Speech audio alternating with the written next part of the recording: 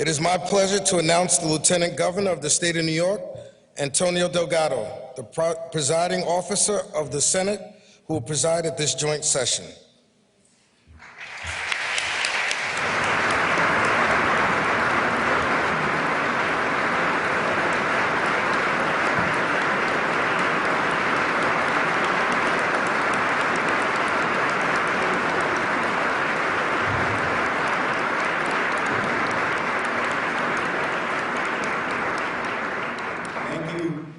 Very much, Mr. Speaker.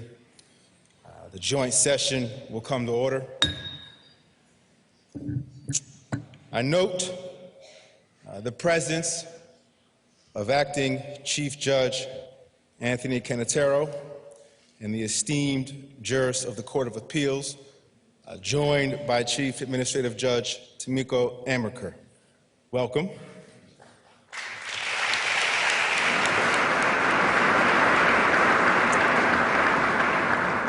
I also note the presence of our statewide elected officials and legislative leadership. I will now introduce them and ask them to take their seats. Please welcome Controller Thomas P. DiNapoli.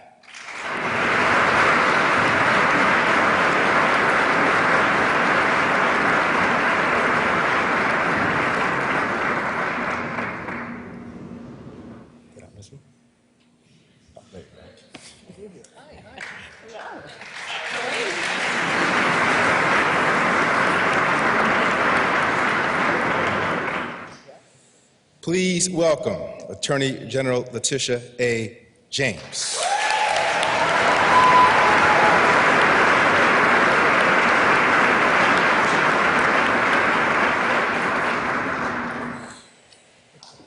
Majority Leader Andrea Stewart Cousins.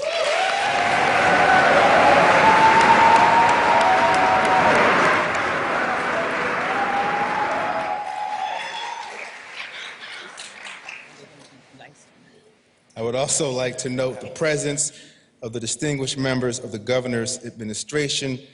I'm joined on the rostrum today by Secretary to the Governor, Karen Keogh, and Counsel to the Governor, Elizabeth Fine.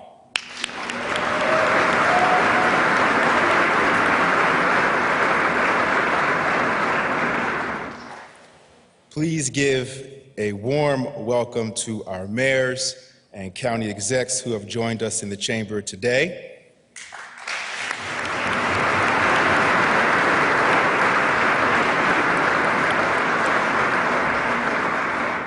And finally, I also want to say a special hello to New York's second lady, my love, Lacey Schwartz Delgado.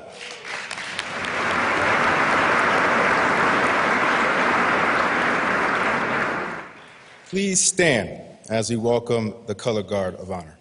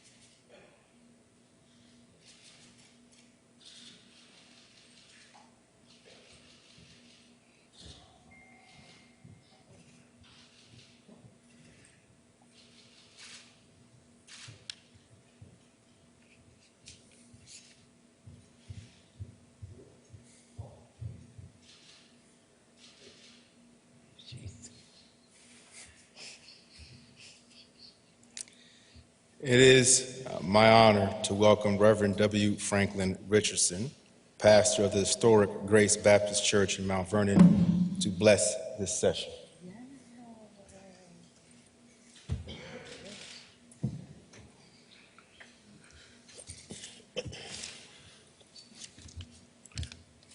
I would invite us all now to go to the center place of ourselves, beyond our titles and beyond our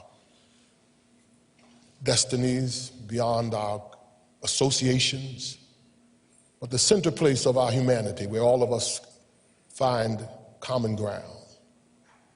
We take away our prejudices and our status and center into the only supreme, though multiple in its names and multiple in his presentations, is at the heart of who we are. Let us pray. O God, our mother and our father, we thank you for ordering our steps into this sacred space, this temple of governance. We invite you to be in our midst. We thank you for the journey and the legacy of this great empire state. We thank you for all those who have deposited their service, whether in building bricks fresh from the slave quarters, or climbing to places of prominence and power as legislators, and senators, and governors. We recognize your fingerprints upon our humanity, its marvelous diversity. Help us to be able to celebrate our diversity without difference or division. Help us to find common ground. Help this gathering of leaders who govern this state to move upon the great legacy they have inherited and push us to a day of equality and justice for all. Help us to climb over our selfishness and our divisions and find a singular purpose that will honor you. We thank you that you have provided in this hour the competent hands and compassionate heart of Kathy Hochul. We pray, God, that you will give to her the competency she needs to move this forward. As she sits in the helm of this ship of state, may those who share the bearing of the oars, may they find also the opportunity to move us forward. The days ahead will not be easy. There's turbulence and storm on the frontier. But we know that we can get through because we've been through. We know because you have carried this state through many difficult times. And we know in the end, we will get through these. But until that time comes, help us to find our importance as a part of partnership and community. And then, God, help us to know that our time is short. Not one of us here has a continuing invitation or a continuing election to the space we now occupy. Soon, our sons and daughters shall come and claim our spaces. And may when they come, may they not see that we poured our blood for nothing, and understand that the greatest title of all is servant. So make of us this wonderful governor, this governor who comes in a special time and in a special place, this governor who comes new in terms of having a woman at a place, at the highest place of this state. May that be a reflection on our progress. May it not be contaminated by our exclusion or our prejudice. In the mighty and matchless name of a name that is called, of a God who is called in multiple expressions, whether Muslim or Christian or Jew, we thank you for this space. Help us to use it well. In your name we pray. Amen. Amen.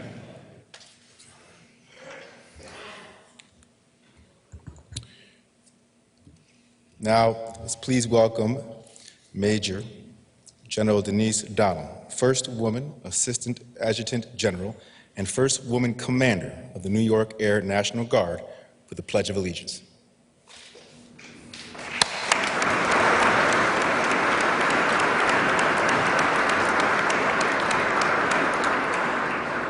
pledge allegiance to the flag of the United States of America and to this republic for which it stands, one nation, under God, indivisible, with liberty and justice for all. Will the honor guard, thank you, Major General. Will the honor guard please retire the colors?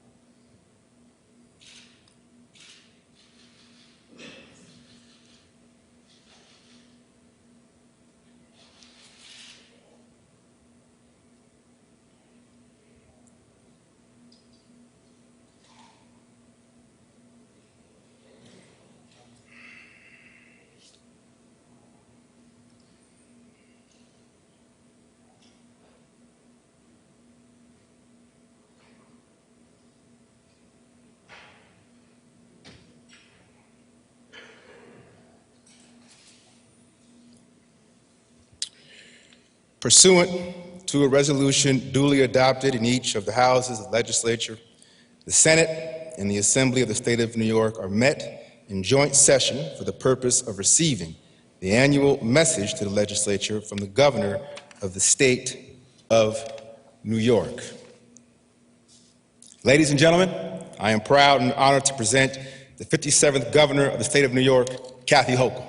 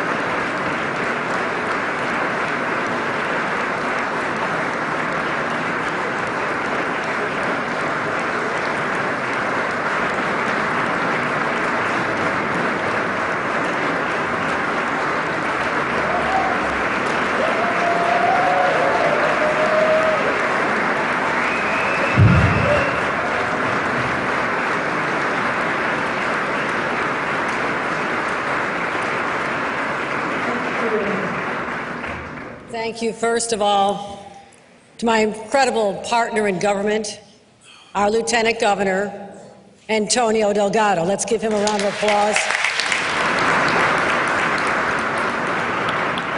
Just like me, he knows every rest stop, every McDonald's on the throughways, and he is traveling the state and doing an extraordinary job. I'm so grateful to have him. I also want to thank Dr. Richardson for the beautiful invocation, reminding us of the presence of God in our lives as we do the work of the people. I also want to thank my incredible partners in government, and in New York we have extraordinary public servants. Our Attorney General, Tish James, who never backs down from a fight. Our great Attorney General, thank you. Our State Comptroller, Tom Benapoli, who's going to help us weather the financial storms that may lie ahead, and he's a great partner to get the state through some tough times possibly. Our Senate Majority Leader, Andrew Stewart Cousins, we stood here a year ago and made history, relegating the three men in the room to a past concept, and I thank her for her friendship. Our Speaker of the Assembly, Carl Heastie, we've a great ally, great public servant. Thank you.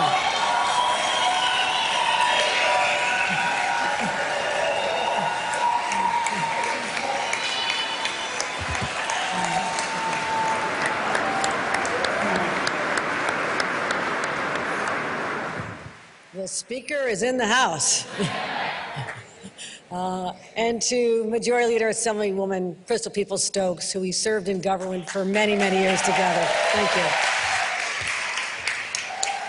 Thank you.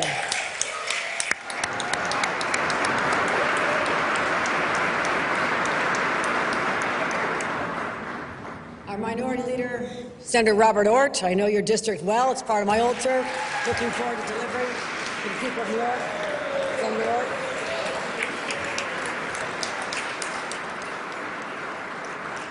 Minority Leader Assemblyman Will Barkley is here as well.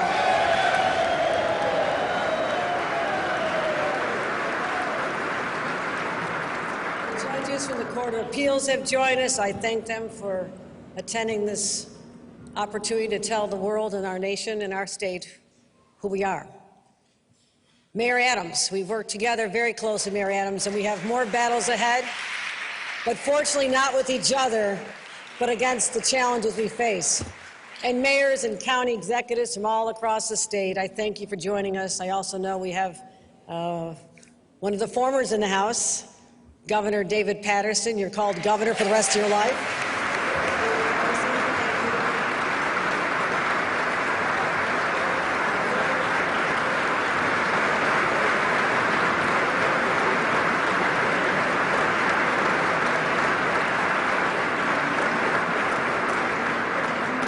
Use a point of personal privilege and make a hometown football call, and that is to acknowledge my own county executive, Mark Poloncarz, and our mayor, Byron Brown, of the City of Buffalo. Please stand up. Please stand up. We have been through so much this past year, so much. But I think a Super Bowl lies ahead. And good luck to the Giants, too.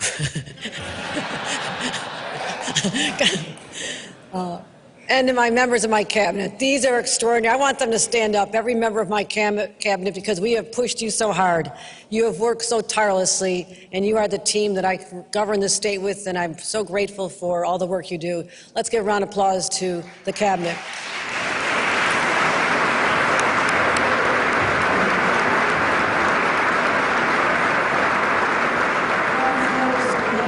In the House, let's give a round of applause to Labor.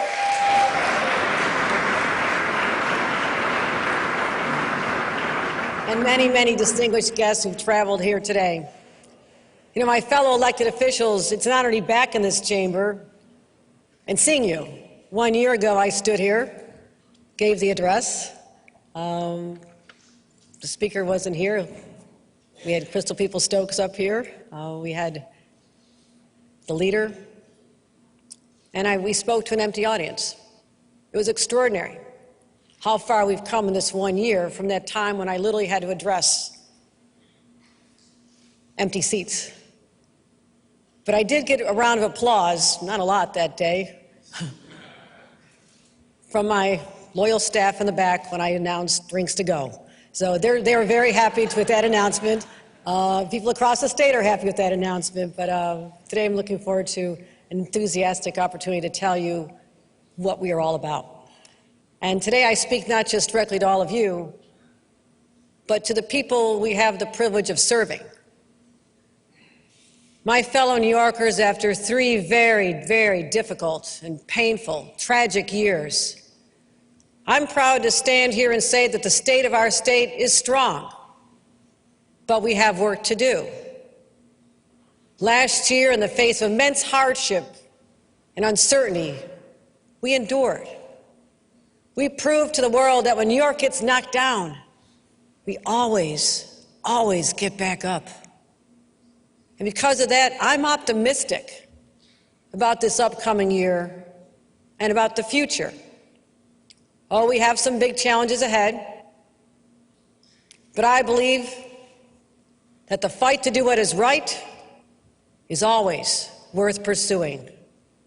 And I'm steeled in the knowledge that if we come together in this pivotal moment, and those of us in positions of power do what's needed for the people of New York, our shared potential is limitless. As I said in my inaugural address, when we are united, there's no stopping us. When it comes to the mountains yet to be climbed, we're ready to scale them this year because of the peaks we already summited last year.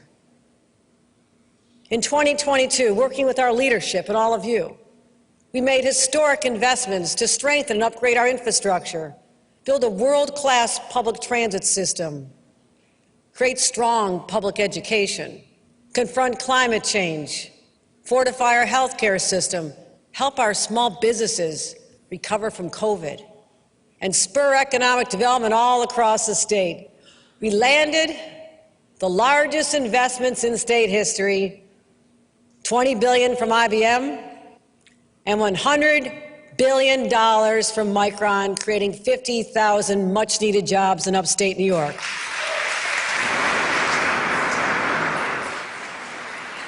We expedited tax cuts to the middle class, gave property tax rebates. We suspended the gas tax when prices at the pump hit record levels.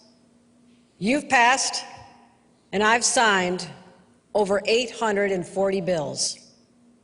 That was a lot.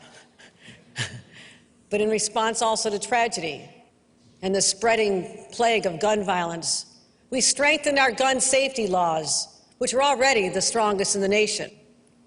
When Roe v. Wade was overturned by the Supreme Court, here in New York, we reaffirmed our commitment that reproductive health care remains a human right.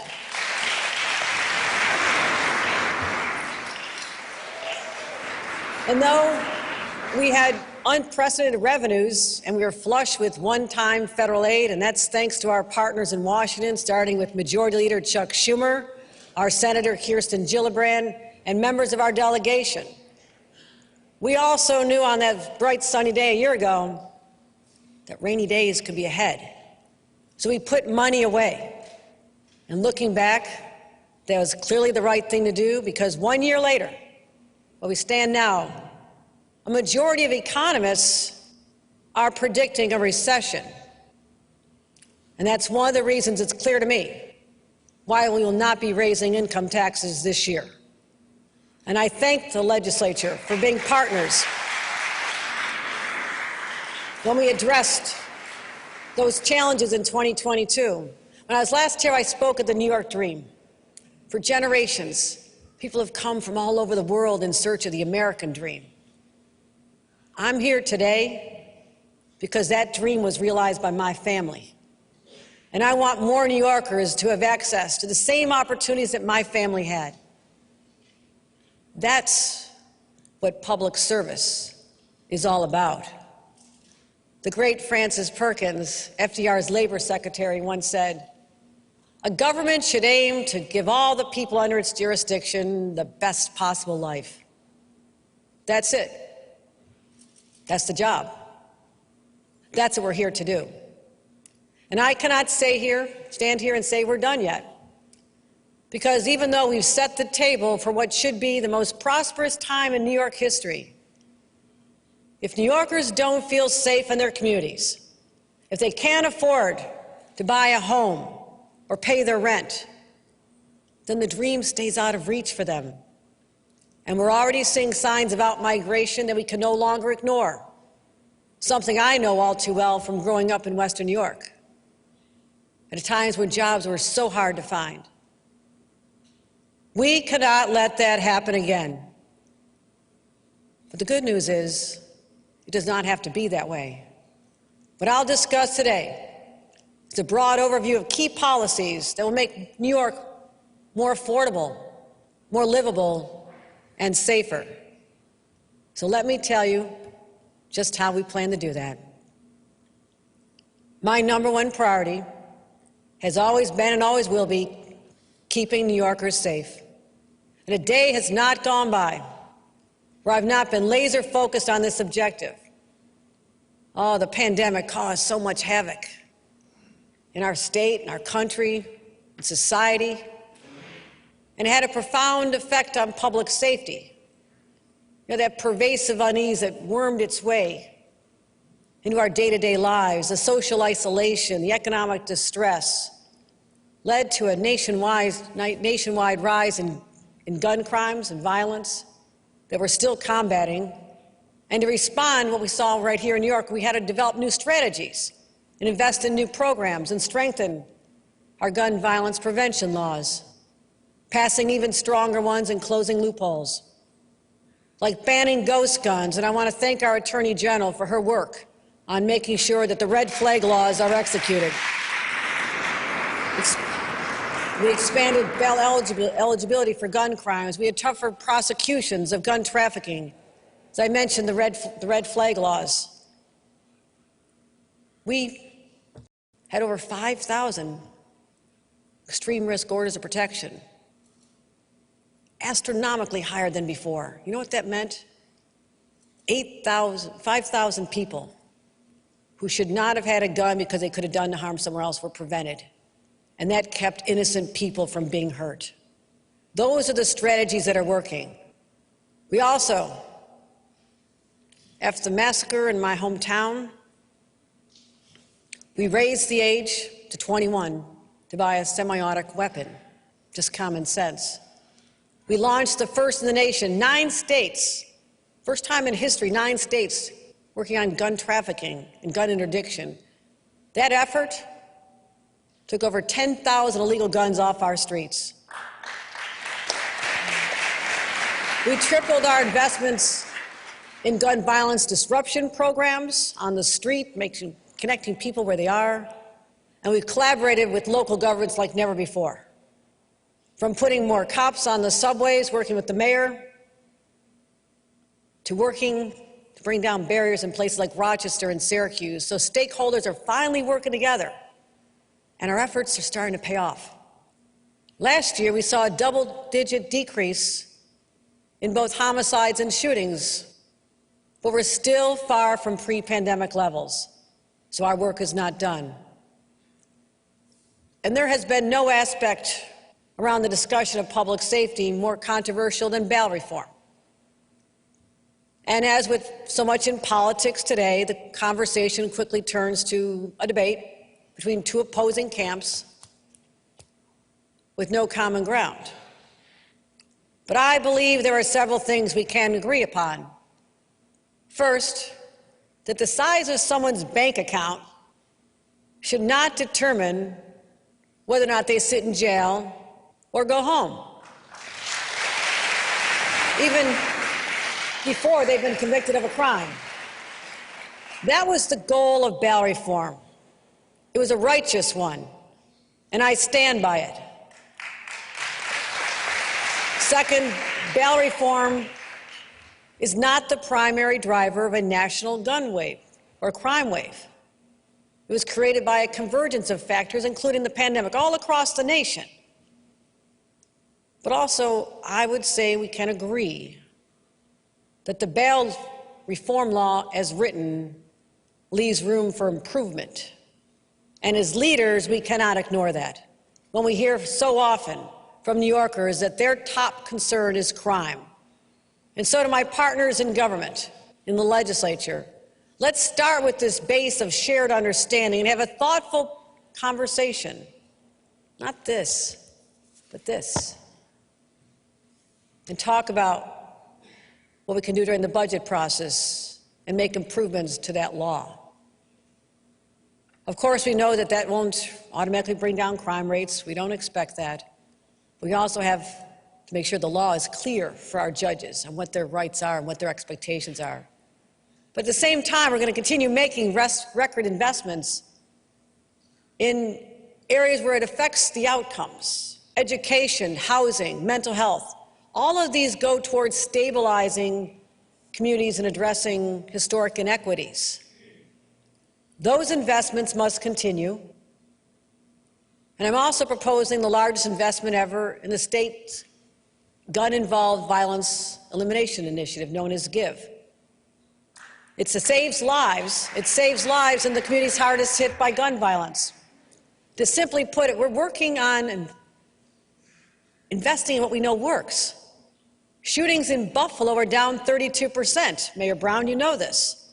You're working hard. In Long Island, they're down 29%. In Westchester, down 27%. These are all GIVE program jurisdictions. We're putting state money to help our locals on the ground. I've also directed our state police to play a more direct role, as they started last year. But there's more they can do. We're going to increase the ranks of our state police in combating violent crime across communities. We're going to expand the state police community stabilization units to 25 targeted communities across the state. When it comes to keeping people safe and protecting their well-being, fixing New York State's mental health care system is essential and long overdue.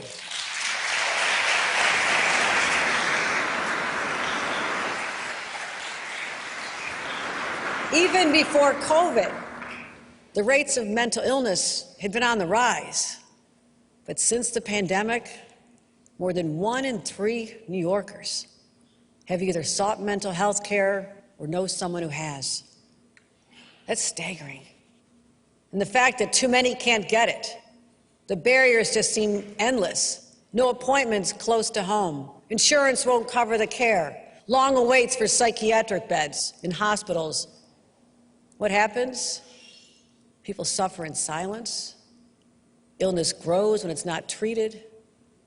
So it's no surprise that the number of people suffering from mental illness also continues to grow. We have underinvested in mental health care for so long and allowed the situation to become so dire that it also has become a public safety crisis as well. New Yorkers are anxious on the subways and in our streets when they see individuals who need help, people unable to take care of themselves properly. People could cause harm to themselves or other. Not all, just some, a few. But those people are also at risk of being victimized themselves. So I'm declaring the era of ignoring the needs of these individuals is over. Because our success as government leaders is measured by our ability to lift up and support all of our constituents. So today marks a reversal in the state's approach to mental health care, and this is a monumental shift to make sure that no one else falls through the cracks. This will be the most significant change since the deinstitutionalization era of the 1970s. And I'm proud to announce to accomplish this goal, we are prepared to invest $1 billion, making critical policy changes to fully meet the mental health needs of our people. It's about time. Let's get it done. We can do this together. Let's get it done. Our people need this. Our residents are calling on us to do this. Let's get it done. Let's get it done. Right now, we have 3,200 New Yorkers struggling with severe mental illness or addiction who are living on the streets or in our subways. At the same time, we have insufficient number of inpatient psychiatric beds and services. We will add 1,000 inpatient psychiatric beds by funding 150 from the state and bringing 850 psych beds in hospitals back online, because that'll be half. That is more than half of the beds we lost since 2014, when all the disinvestment was happening. And they'll serve over 10,000 New Yorkers every year. These actions are long overdue, but here's the challenge. Last year, we were asked to increase hospital reimbursement rates to enable more psychiatric beds to be brought back online. We did that. My partners, all of you, $27.5 million provided additional money for the hospitals to bring psychiatric beds back online. Yet a year later, hundreds of those beds are still offline, and that's not acceptable. So we're going to insist they come back online, and I'll seek greater authority from the Office of Mental Health to ensure full cooperation in meeting these objectives. This is a moral imperative, and it's a public safety imperative. We'll also invest in services to allow patients to be reintegrating in a way that's safe for them and safe for their community. So our inpatient beds don't get backed up because more appropriate outpatient care is unavailable. We also know that supportive housing is an important tool for prevention and recovery. And that's why my plan proposes building 3,500 residential units supported by intensive mental health services. And we'll make sure that when patients move from one kind of care to the other, they don't get left behind. They don't fall off. Our plan requires facilities to discharge high-risk patients into intensive wraparound services. Wraparound services now. And I'll propose that insurance companies cannot be prohibited from covering these services. They can no longer deny mental health, critical life-saving mental health services. And finally, we're going to focus in the mental health space on our children, because too many schools provide no level of mental health support, and our children need preventative services now to stop them from needing intensive services in the future.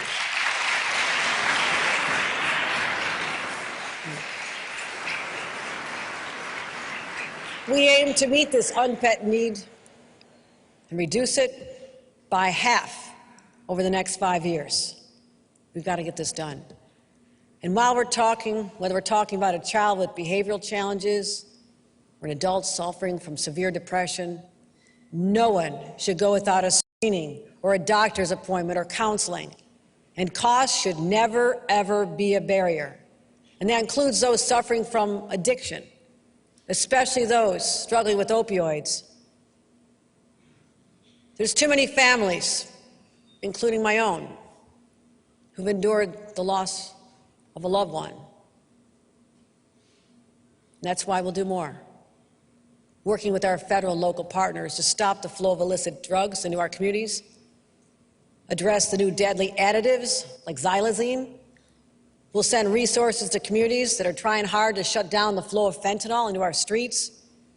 And we'll keep expanding access to technology so they can detect deadly additives like fentanyl and xylazine before they're even used. That's how you save lives. And we can reverse overdoses. And I'll create a new interagency task force that'll examine every single possible solution and come up with recommendations. Because we must meet this crisis with the urgency that it demands. At the outset, I said we have to work on improving the quality of life for New Yorkers. But you can't really talk about improving someone's quality of life when they're struggling with the cost of living. Inflation's soaring, prices going up on everything that families need to buy for their kids: diapers, formula, sneakers. And on top of that, how do you pay the monthly rent or the mortgage? It's just so overwhelming for our families. So we'll talk now about everyone's largest expense, housing. And I think about my own family story. My family started married life in a trailer park.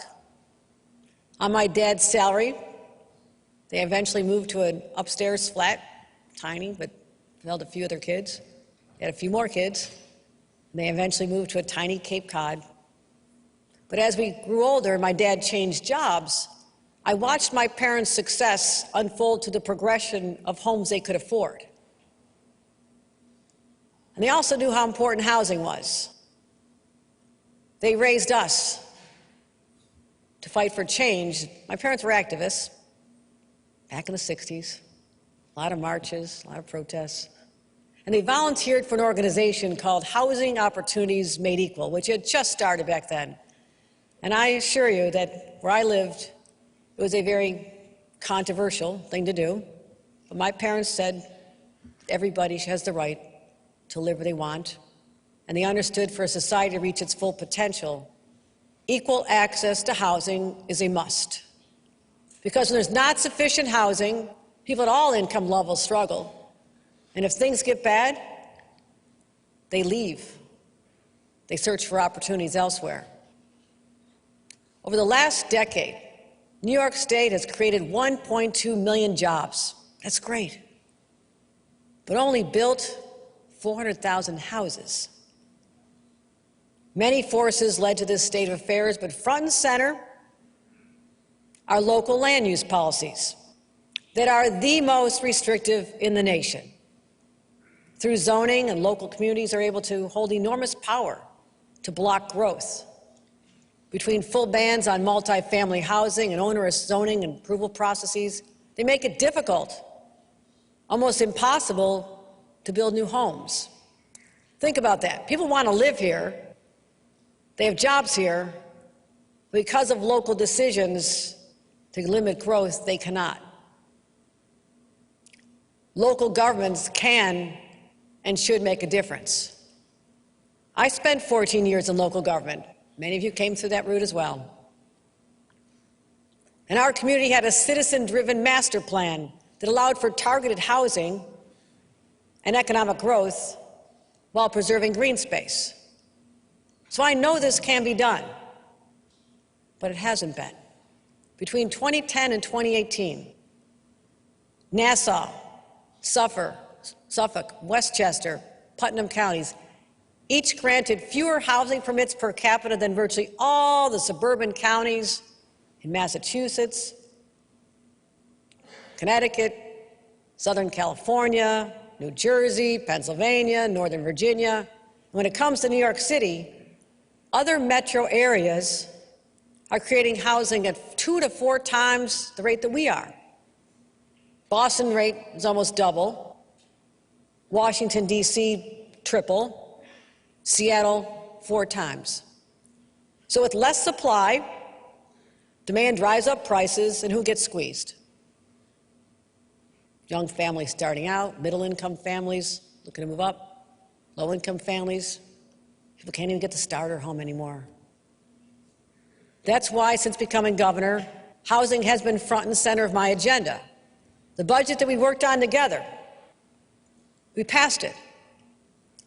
A 5-year, $25 billion plan to create and build 100,000 affordable homes. It's the single largest housing investment in our state's history. We unlocked billions for NYCHA through the creation of the New York City Public Housing Preservation Trust. We created a $25 million eviction prevention legal services program to keep people in their homes and making sure vulnerable renters had the representation they needed in court. We invested $539 million in the Homeowner Assistance Fund. We made $100 million in rent supplements available. So we've done all this together. I want to thank Leader Andre Stewart-Cousins and Speaker Carl Heastie for also prioritizing housing. They know how important this is. They rightly recognize that too many people are struggling just to find a place to call home. And they're looking to us for bold leadership. Decisive action is called for now. Today, I'm proud to introduce the New York Housing Compact, a groundbreaking strategy to catalyze housing development we need for our communities to thrive, for our economy to grow, and our state to prosper. The compact pulls together a broad menu of policy changes that will collectively achieve the ambitious goal of 800,000 new homes built over the next decade. The compact sets clear expectations for the growth we need, while at the same time giving localities the tools, the flexibility, and the resources to stimulate that growth. Every single locality across the state will have a target for building new homes. Upstate, the target is for the current housing stock to grow 1% every 3 years. Believe me, it's very manageable. Downstate, 3% every 3 years. Many localities are already hitting these goals. But many others are just falling a little bit short. And for our small towns and villages, just literally a handful of new homes will help us hit our statewide target. But the reality is, there are some communities that need to effect real change to build the homes we need. So it's not a one-size-fits-all approach. Local governments can meet these targets any way they want. They can shape building capacity, they can redevelop old malls, old buildings, office parks, incentivize new housing production, or just update the zoning rules to reduce the barriers. We know this is a big ask, and that's why localities will get help from the state. To accomplish this, we have to get it done. We will offer substantial new funding for infrastructure, for schools, roads, sewers, all needed to support growing communities. And we'll cut the red tape to allow projects to move more quickly while still protecting the health, safety, and environment of our communities. But when communities have not made good faith efforts to grow, when proposed housing projects are languishing for no legitimate reason, the state will implement a fast-track approval process, because doing nothing is an abdication of our responsibility to act in times of crisis.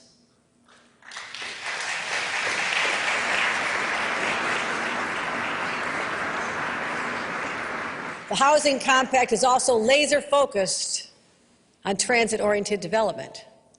Now, we all know the MTA is the lifeblood of the New York City metropolitan region, and we'll continue to invest and ensure the MTA's long-term fiscal health. We have to do that.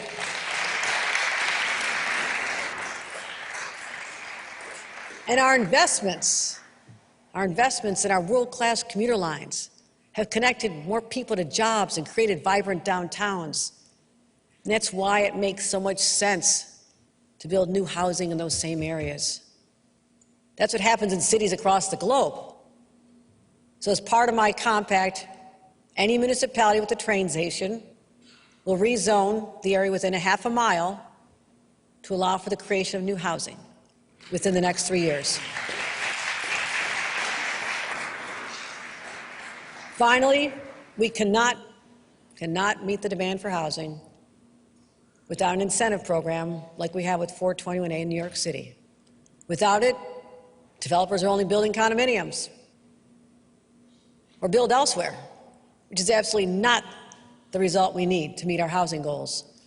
We will work with the legislature to come up with a replacement for this critical piece of the puzzle. We have to. Overall, this plan is ambitious, but that's what New Yorkers expect from their leaders. Today I say no more delay, no more waiting for someone else to fix this problem. Housing is a human right, and ensuring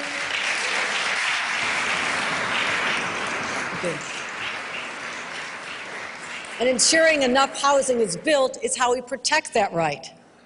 The saying is, never let a good crisis go to waste, and we will not waste this opportunity.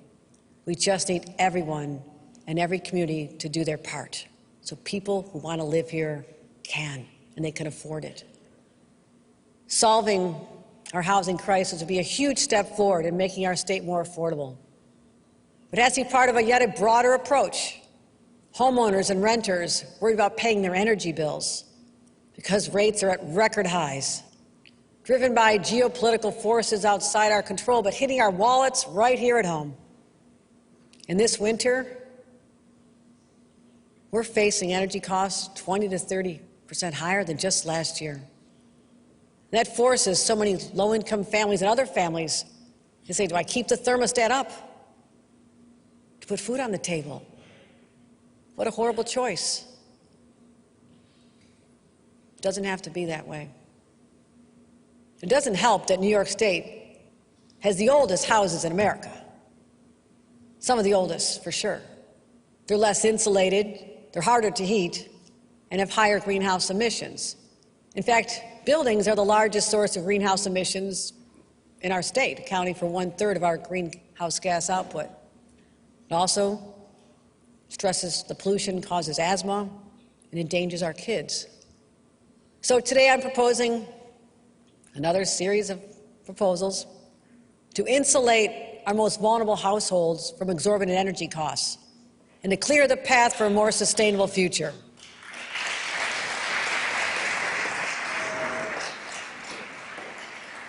We're calling it the Empower Plus program, and it'll help low-income families retrofit their homes by adding insulation, upgrading appliances, switching from fossil fuels to clean electric heating systems. And this program will reach tens of thousands of households within a year. And homes that electrify will be eligible for the first in the nation energy affordability guarantee, a promise that they'll never have to spend more than 6% of their income on electricity.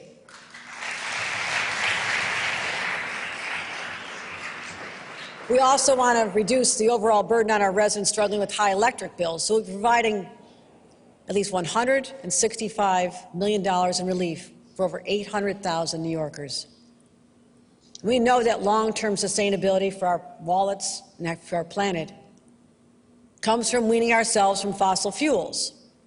And to set us on that path, I'm proposing a plan to end the sale of new fossil-powered heating equipment by 2030 by calling for construction of all new construction to be zero emission starting in 2025 for small buildings and 2028 for large buildings.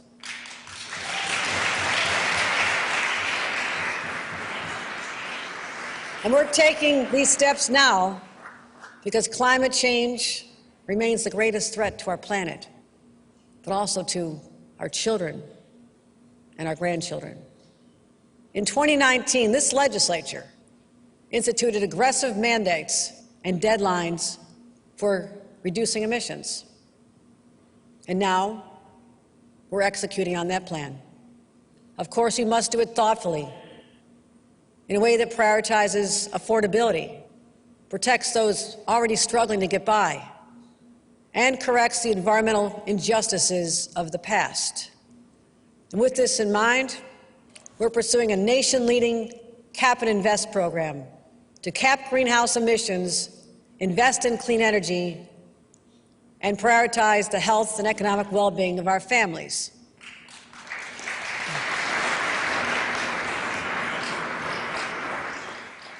Big emitters will have to purchase permits to sell polluting fuels. The dirtier the fuel, the bigger the price tag. And the invest part of the program will accelerate the clean energy transition and include universal climate action rebates that will provide over $1 billion, the revenue we bring in, to allocate to lower utility bills, cover transportation costs, and other decarbonization efforts. That's how we're going to help our New Yorkers. That's how we help New Yorkers get through the transition. And what's great about Cap and Invest, it gives us great flexibility, so we can focus our efforts on the biggest polluters, at the same time ensure our families, our farmers, our small businesses aren't crushed by the costs. And we'll help families with energy costs transition to the future, because we know that future belongs to our kids. And as the first mother to lead this state, I know firsthand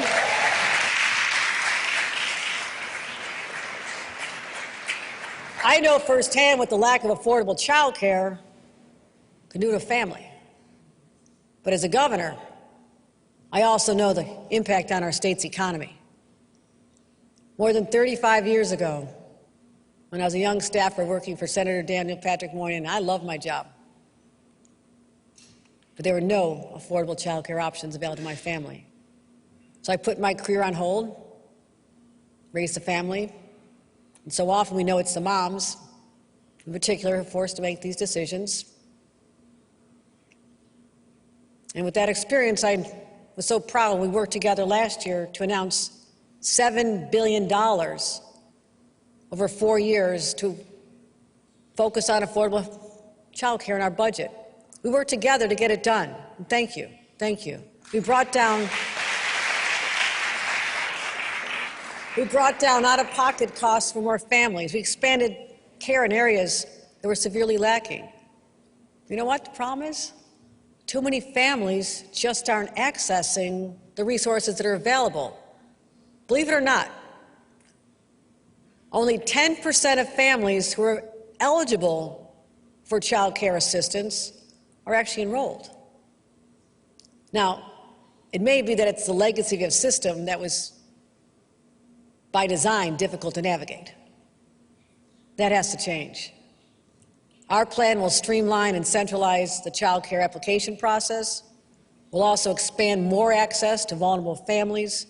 We'll increase income eligibility for more families to be able to take advantage of this as their incomes increase. But also we have to continue supporting our hardworking, unbelievable child care providers who allow us all to get done what we need to do. They're indispensable, indispensable.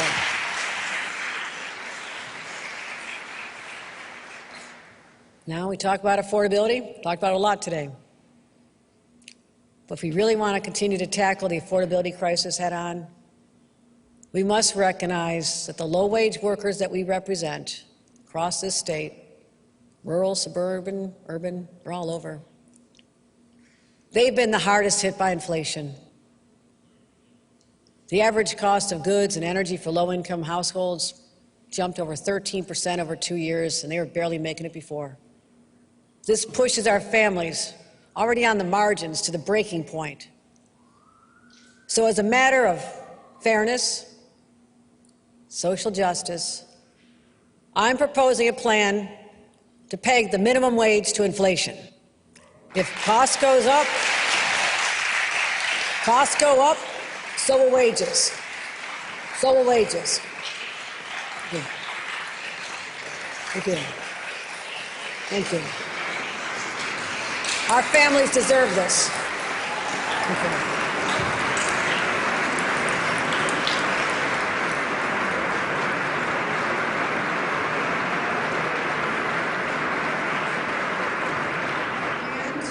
Like other states that have implemented this policy, we'll put on guardrails to make sure employers, the increases are predictable for them. I understand this.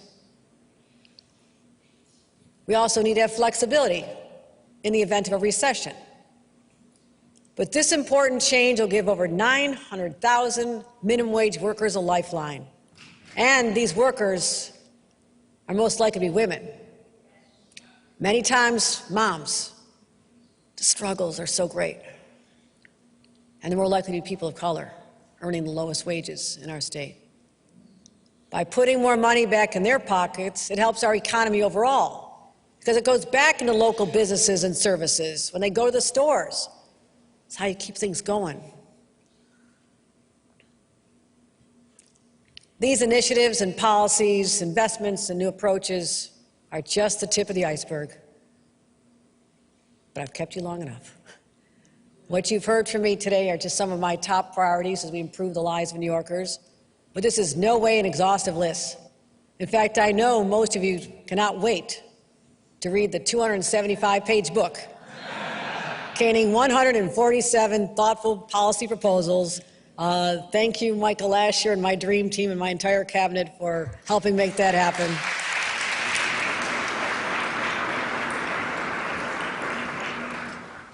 Watch out for my staff in the hall. They haven't had any sleep. They're likely to bang into you. They're exhausted. They've worked so hard on this, and I thank them. I'm grateful. But to recap, my goals are straightforward and clear. We will make New York safer.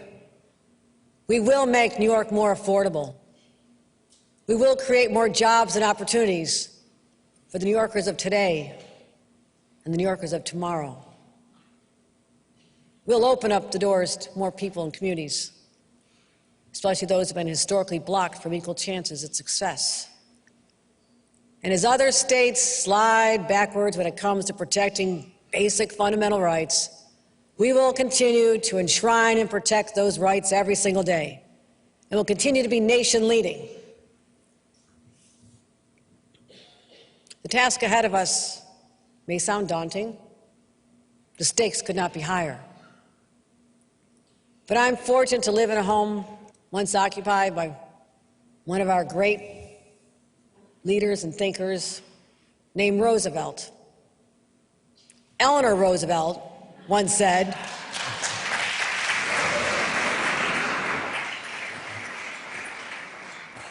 "You who are going to build a new world must go forward with courage." We will build a new world, and we will be courageous. We will do the hard things, the necessary things to lift up and support New Yorkers and clear a path for them to realize the New York dream. That is my promise to the people of New York, and I will work with the members of this legislature day in and day out to keep that promise. May God bless the great state of New York, and may God bless America. Thank you.